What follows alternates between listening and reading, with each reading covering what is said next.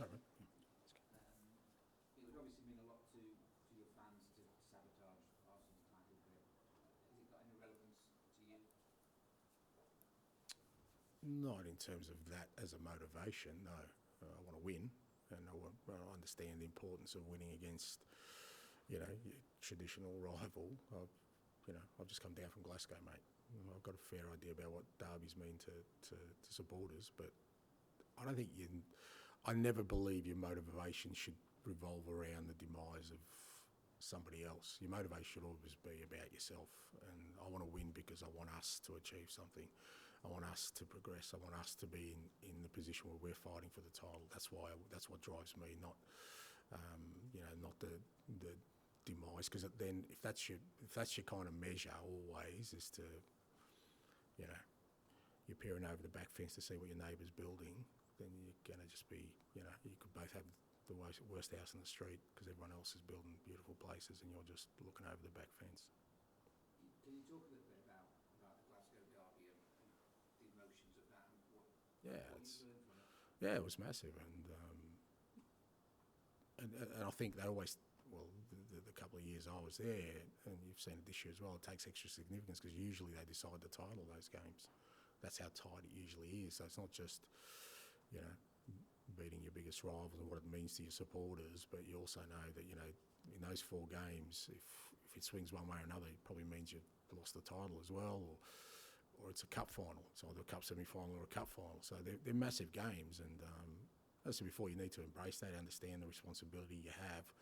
But I never sort of, even when I was up there, I never wanted to win those games because it meant that, Rangers would lose. I just wanted to win because I wanted us to win, and I wanted us to win the title, and I wanted us to win those games. And I think, again, sometimes if that's your only measure, if you're, just staying ahead of whoever your biggest rival is, and, whilst you're fighting amongst each other, others could be going past you. So I've always sort of made a conscious effort to know that the measure should always be, ourselves and how good we can be. It'd be nice to have Arsenal and Spurs contesting the title. It's been dominated by the Northwest. Mate, it'd be nice to see us with anybody contesting. I don't care who it is, but as long as we're in there, and that's hopefully the plan. Thanks. Tom? Kind of on from that, the way that the fixture list has panned out, you were playing the 3 title challenges, coming up, you're in a position where you can have a big impact on how it all ends up. You've obviously outlined why the season's happened the way it has, but how much is that sort of giving you a sense of drive for next season to be part of that type of? Yeah, absolutely. I mean, that's what I've sort of been saying all along, is that's where I want us to be. I want us to be fighting, for those, when it gets to this time of the year, to be one of the ones fighting for the ultimate prize. But, right now we're 10, 15 points behind that, and that's your measure. That's what, because you can win a game, we can win on Sunday. It doesn't mean we're title contenders this year. You've got to be title contenders. You've got to do it over a course of a whole year.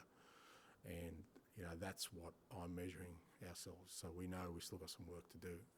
But at the same time, we're in a better position than we were 12 months ago to sort of build on that. And that has to be our aim. That has to be our aim, that, in 12 months' time, we're hopefully in a position where, we're one of the contenders rather than trying to disrupt them. Back to George mentioning Harry Kane, he obviously was such a producer of goals for his team, but Spurs have scored more at this stage than they did last season when they had him. I mean, how much does that please you that you're scoring goals from all over the place? Yeah, look, it's obviously, that was going to be a big challenge for us, because Harry's arguably the best number 9 in the world at the moment, and he was a consistent goal scorer at this football club in the Premier League, irrespective of the club's fluctuations. He always scored goals. So you take that out, you got to fill that breach, and we were never going to fill that breach with like for like. It was going to have to be a bit of a spread, and I think the lads have done a decent job of covering that spread. We had to, and I think, we have. But I still feel, and I think I've kind of feel like I'm repeating myself, I still think that's the area of the park we need our biggest still improvement in that front third. I still think there's a long way for us to go to kind of, if we're going to bridge that gap with the top side, I still think it's the area of the park where we still need to have a lot of growth. But you know, in the absence of like such a key player as Harry, for us to still be in the position we are and score the goals we have, I think is a credit to the group.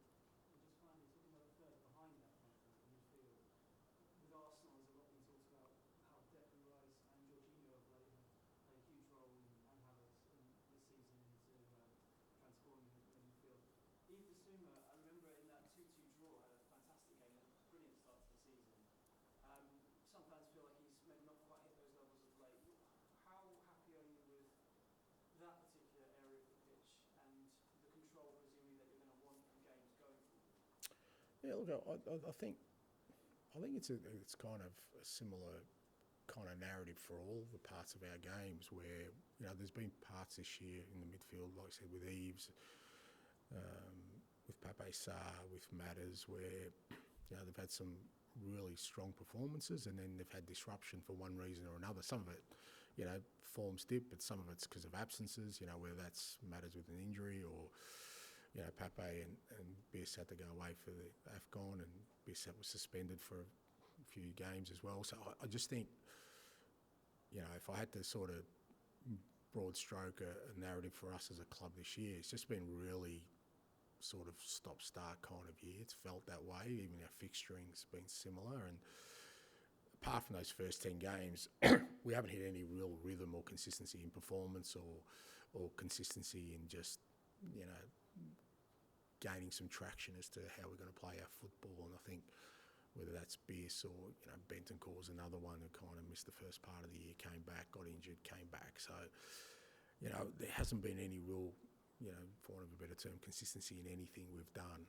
It just feels like it's been a disruptive season. I know that's how I feel internally, where it's hard for me. It's probably the hardest part for me to assess, because there's no real chunk of work where I've gone, this is, maybe apart from the first 10 games, but that's not enough of a sample to say, well, whether it's individual performances or collectively, I can really sort of get a great measure of it. It just feels like I'm just taking little samples from everywhere, and but it is what it is, and we're kind of, whether it's Biss or any of the other guys, like I said, we've got 6 games where we can sort of maybe have a better sort of sense of some of these things and where we're at. Done. Ange, Arsenal finished 8th in both of Arteta's first 2 seasons in charge, and you've been nowhere near that position all season, but they showed a great deal of patience. I just wondered kind of how much you think that patience might be important in your project here as well. Yeah, look, I'm reticent to say that there has to be patience. I've never felt like there has to be patience. I think what there has to be is belief in something. So whether I think the reason probably Arsenal were patient was because they saw they had an outstanding manager who this was his first job, and he was going to get better, and if they supported him, they could see beyond just the obvious, which is results and table standing, and say, well, actually we think we've got a chance here if we stick to this process. But I don't think you should do it blindly. You shouldn't just say, well, let's just wait 2 years and then see, unless the club or, the people in charge feel like they are seeing that, then you have to have some patience in that process, because, as I said, we if I'd said at the start of the year that, our sort of, some of our key players would be a first-year goalkeeper, a central defender who's only had 1 year in the Bundesliga, or a left-back who's, first year in the Premier League. I think a lot of these things you've got to keep in the context of saying, well, what we're hoping is that we're creating an environment where there's going to be growth with these guys, and that's worth persevering with. I think if you don't feel that, then there's no real need for that patience just for patience sake. I think the patience comes in when there's belief there, and then you realise actually we're not being patient, we're just believing in something. So I think that's the key component. So I guess I don't know if you agree, but I think there's more of a desperation as though to win a trophy. It's been so long, and perhaps that will lend itself to what you've talked about regarding the domestic cups, just trying to win something and then trying to get ahead of yourselves. Perhaps that wasn't the case at Arsenal in that, was it? Yeah, look, yeah. I mean, that's a good point because, as I said before, I think every club's a little bit unique in how they go about sort of rebuilds and how patient they're prepared to be, or how much belief they have in a project and what's the objective. And I'm trying to steer the club away from being desperate for just anything, because there's some recent examples of clubs who have won cups, and it provides no solace really if you're not performing in the league consistently and challenging for the main honour. So, but again, I'm not. I'm not in charge of that. What I'm in charge of is kind of trying to build a team that I believe can succeed and succeed in a sustainable manner, but also understanding that this club does have unique factors around it that may mean that at times that belief may waver. Well, I've got to make sure we stay on track with that. And I'm not expecting to get you 11, but does Destiny's absence... You won't be disappointed, mate. Ben Davis seems like the obvious guy to fit. Yeah. Do you have options? Yeah. No, Ben will start. Yeah. So yeah. Okay. So you're not totally disappointed. Yeah, that's right. Yeah. Darren, you got? Hey, Darren. All right.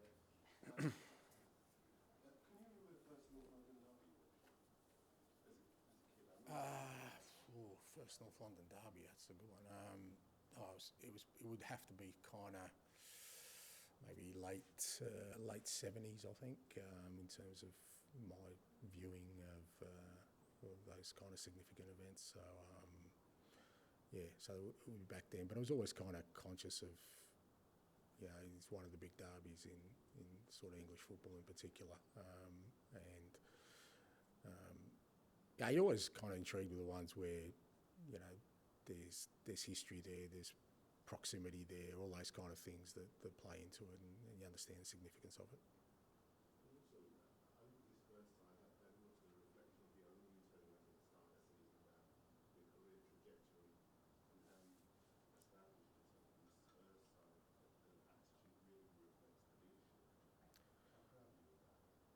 Yeah, look, I am, because I'm pretty hard on them, to be honest. I think it was mentioned before, would you have taken fifth at the start of the year? I think a lot of people would have, and when I think of the challenges I've put to this group of players, a lot of them, like I said, first time in the Premier League, or still very young in age, or not having that sort of hardened experience, losing some, we lost some real key experience from the group at the start of the year.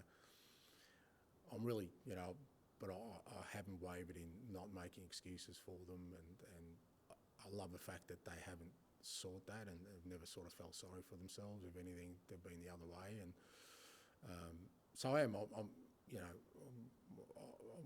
I said, I'm purposely being hard on them, because I just think some of the potential within this group at the moment is pretty exciting, and I don't want to limit that, and I don't want them to limit it to themselves, and embrace it, and be disappointed with where we are. Be disappointed that we haven't been successful this year, even though it's our first year, because that's the kind of attitude I've had my whole sort of career, that I don't want to waste a year, I don't want to waste the season on something that might come in years to come. The opportunity's here and now, and I have been proud of the way, not just the young players, but even to the experienced players, guys like Sonny and others who have also embraced that challenge of saying, okay, we're a new group. It could be so easy to say, well, this is a 5-year project, but they've said, no, we want to be better than that. We want to be better than that quicker. So from that perspective, I am, yeah. But Harry, when you left and all the noise outside, was it? I mean, obviously you've done well now, so I wonder if you can just maybe elaborate on what you said to the players to kind of just draw a line under that, and to me, they scored the goals that I this season. Yeah, I mean, I think that was the sort of starting point for us, because, I mean, I was literally sitting in here the day before the Brentford game, and he just left. So you're starting a season, and, the most significant person at this football club maybe ever, I don't know, by the time the dust settles, has just left on the eve of the first game. And, I remember just making a real conscious effort of it's the old, duck, just looking really graceful above the water, and just if there's any panicking happening, just make sure it's under the water where no one can see, you know, particularly the players. And again, you know, the players never sort of batted an eyelid with that, you know, and you could, because I mean, you just see what Harry's done at Bayern this year. I mean, it's been unbelievable, you know, and you go, geez, that's a significant player that's left this football club, and yet he hasn't been as mentioned as much as he would have if we weren't successful, I think, and if we weren't scoring goals. I think his name would have come up a lot more. And I think, again, it's a credit to the group, the playing group, that they've embraced that challenge. I think these things will all, again, hopefully I'll have a better sort of clarity in my own mind, but I just think all these things we've been through this year will help us in the medium and long term, even the disrupted season, I think, because it kind of removes any kind of excuse we can have for next year. You know, we're not going to lose another Harry Kane next year. You know, we're not going to have as disrupted a season. So we're going to probably, well, with a bit of luck, have less injuries, you know, next year. So there's nothing to clutch there. You know, we've already done that. We've been through that. We've come out the other side not too bad, not where we want to be. So I still think that will help us. But it's not nice when you're going through it, though, still. And finish with George, please.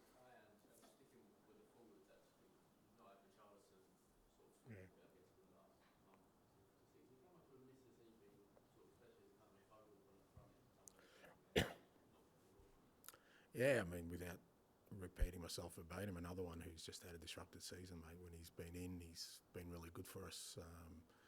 Then had an injury or two injuries, or started the season with an injury, and great to have him back, even in training. You can see, and it gives us other options in that front third. And you know, I think we're kind of really fortunate that he was probably at his best when Sonny was away, and he kind of filled that breach. And we were talking about how we're going to cover goals we've lost with Harry. I think at different times those both have stood up, but we've rarely had them together, you know, sort of in great physical shape. So he's looked good at training this week, which is good. So he's obviously ready to go, and we're going to need him over the last 6 games. And it gives us another good option in that front third.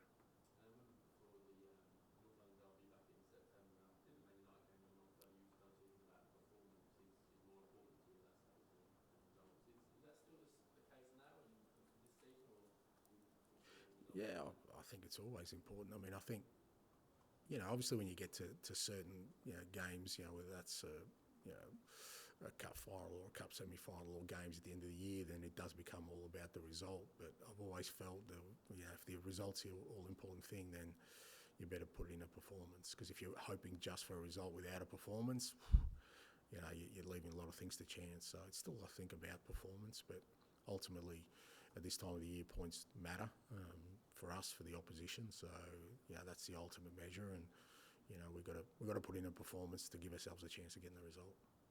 Okay, thanks, guys. Thanks, guys. Thank you.